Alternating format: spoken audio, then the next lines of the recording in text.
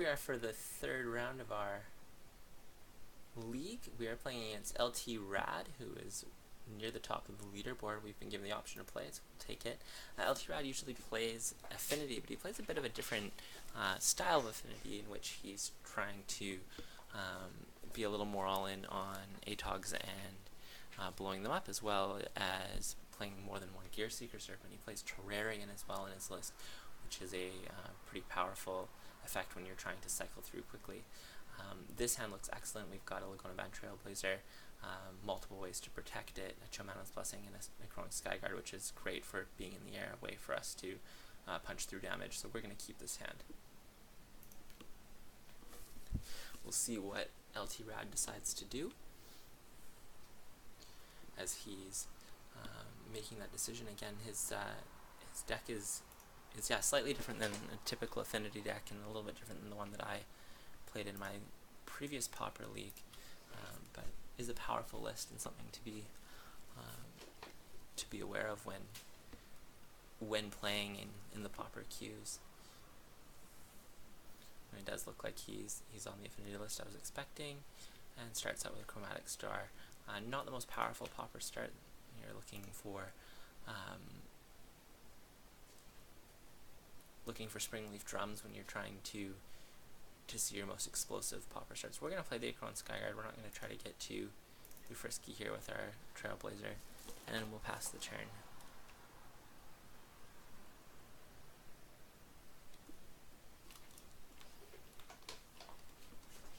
We would like this to get big, as it's hard for him to interact in the air. So if he taps out or has no way to produce red at the end of this turn, we certainly will be putting Chomano's Blessing on this and trying to make a bigger creature for us to rumble with. Let's see where he goes from here.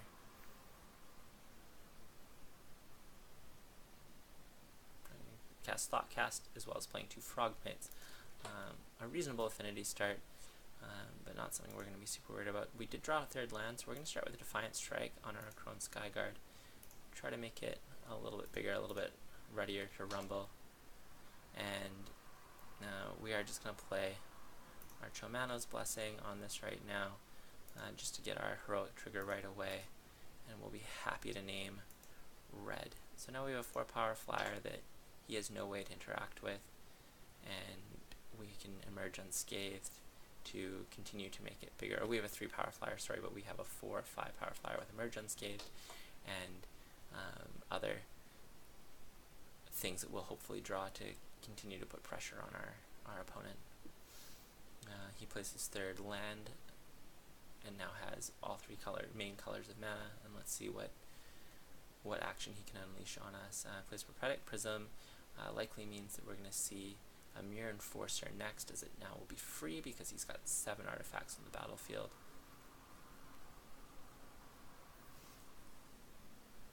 Unless he's running light on gas, which would be pretty incredible for us. Give us enough time to get our Necrotic Skyguard moving. No, he does play a Mirror Enforcer here.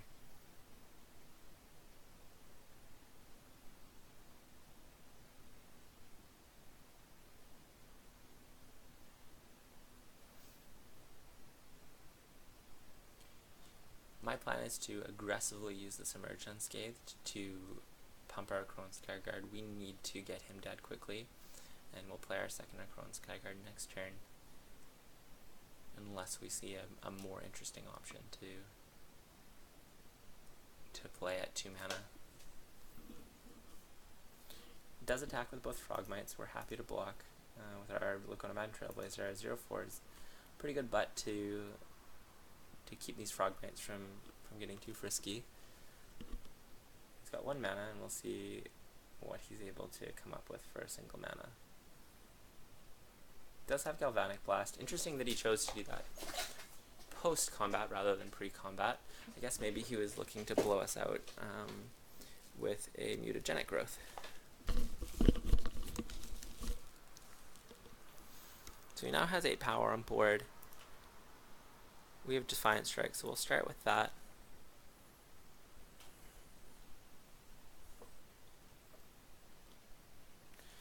And we did draw Mutagenic.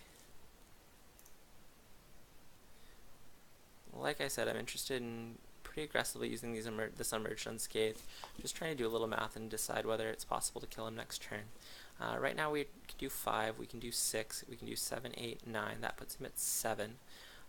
We'll have a 5, 6 power creature that's left plus the Emerged Unscathed, so I think we do play both these spells because it looks like we should have enough damage to kill him on the next turn, as well as playing a Crone Skyguard as a blocker.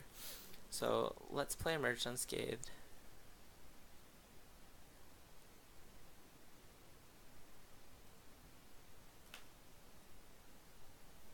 We're going to name black.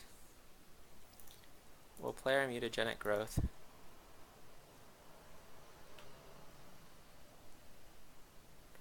The reason we feel like we can do this now is that Affinity doesn't play any free spells.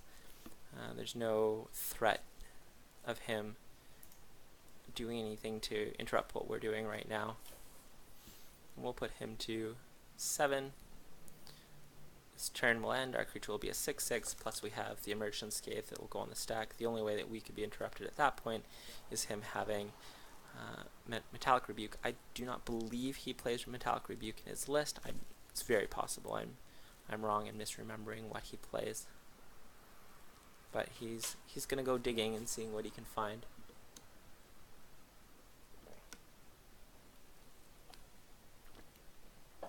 What he's going to need, though, is Fling plus Temur Battle, or plus Atog, if he wants a chance to be able to kill us. Ichor Wellspring absolutely will not do it. I think at this point he's just he's digging with no possibility of finding the right answers. We're happy to block here. We have no need to take additional damage, so we will block with our Mirror Enforcer. Or we will block the Mirror Enforcer with our Crone Skyguard. He'll be able to get in for 4, and then our Emerged Unscathed rebounds, and we're going to be able to kill him for exact damage.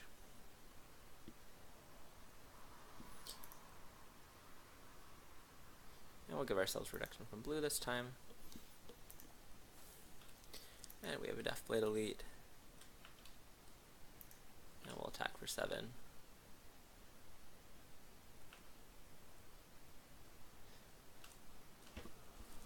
Okay, we were able to get out of the first game.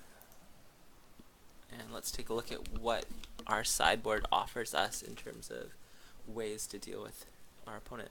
Our Sundering Growth is certainly powerful. It gives us a way to kill his lands or his Mirror Enforcers for 2 mana. It also gives us the chance to populate if that becomes necessary, or if it becomes possible. We can populate through our Cartouche of Solidarity, which creates a 1/1 White Warrior token, or from a Sacred Cat Embalm token. So we have 6 ways to get value from that populate.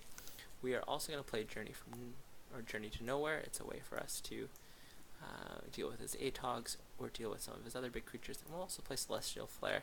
It's a less powerful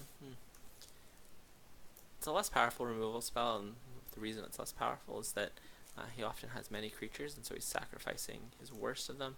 It's unlikely that we kind of get what we want out of it. I think I will bring in the 1 lifelink. I'll bring in 1 flare and 1 lifelink.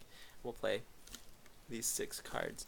I don't think we love Deathblade Elite in this matchup. His creatures are often 4/4s, which are hard for our Deathblade Elite to be big enough to rumble with. So we're going to cut those from our list, and then we also can find just kind of a smattering of other things to cut from this. We'll cut 1 Tromano's Blessing.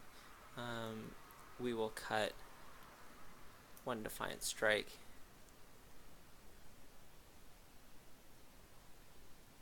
And we'll cut 1 Mutagenic Growth. So just kind of a little bit of a trim here to get our list into a way that we can hopefully still battle with our opponent. Sorry for the background noise there. We just have a pretty loud car come by. Unable to keep this 0 land to 7. We'll see if LTrad is able to keep his 7-card hand. He's not. He's going to mulligan to 6. Find that Affinity players often need to mulligan. There's a lot of hands that don't do a lot, so we will take a mulligan as well. This hand's totally reasonable. We will be keeping it. He's gone to 5, and we'll keep our hand. He's found a 5 that he can keep. This hand's not great. We are happy to put the Skyguard on top. And in that case, we're just going to play Secluded Step and not worry about playing out that Sacred Cat right away.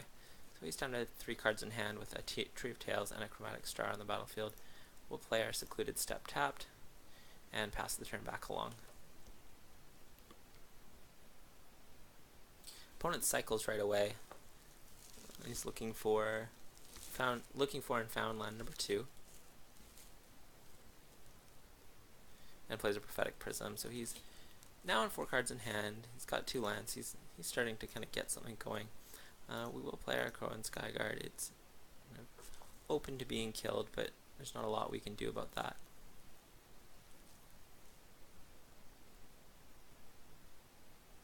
Plays another Prism.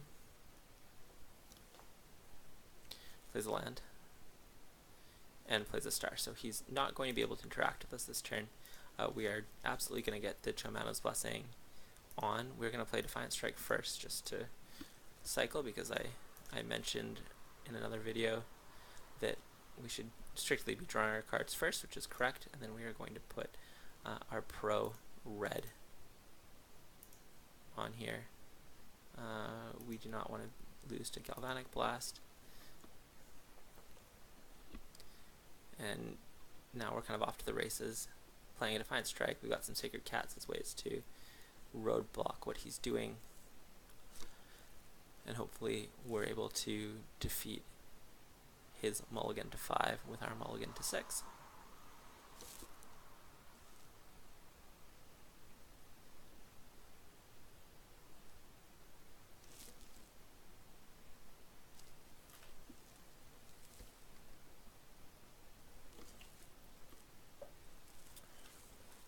Plays Gear Seeker Serpent, which is a good threat.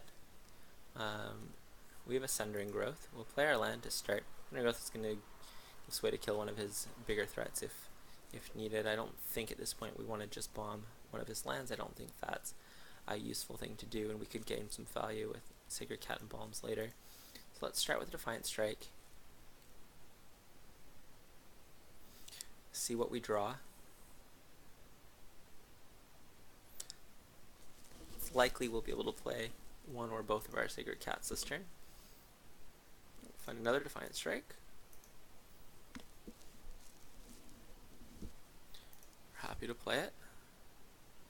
And find a Crow and Skyguard. I think I want to play the Sacred Cats this turn rather than a second Crow and Skyguard. We're getting in for quite a bit of damage in the air, and I want to make sure I've got blockers that I'm happy with on the ground so that there's no possibility of us getting outraced.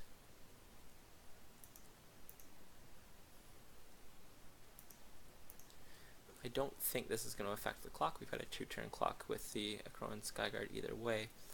Putting a second Skyguard on the battlefield shouldn't affect that clock. Finds his 4th land on turn number 5.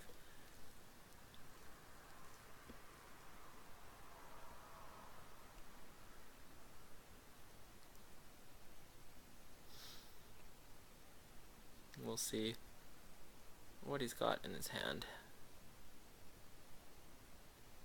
Finds a red spell, potentially. Plays an Atog. And he's starting to sacrifice some things. At this point, he does not have the ability to kill us. He's got 1, 2, 3, 4, 5, 6, 7. He's able to do 17 damage to us, which would not be lethal. And we're happy to block here and go up to 21.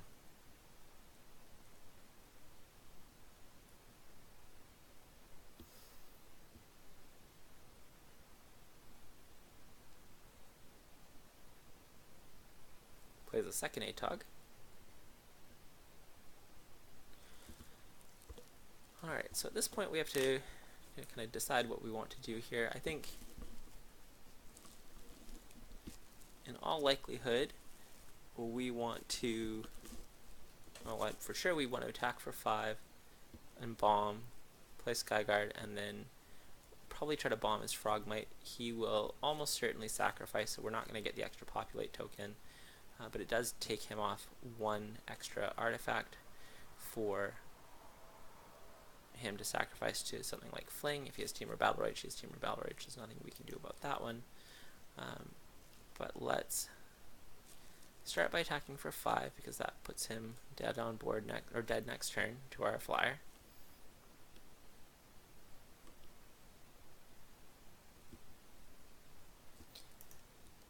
We'll embalm a Sacred Cat.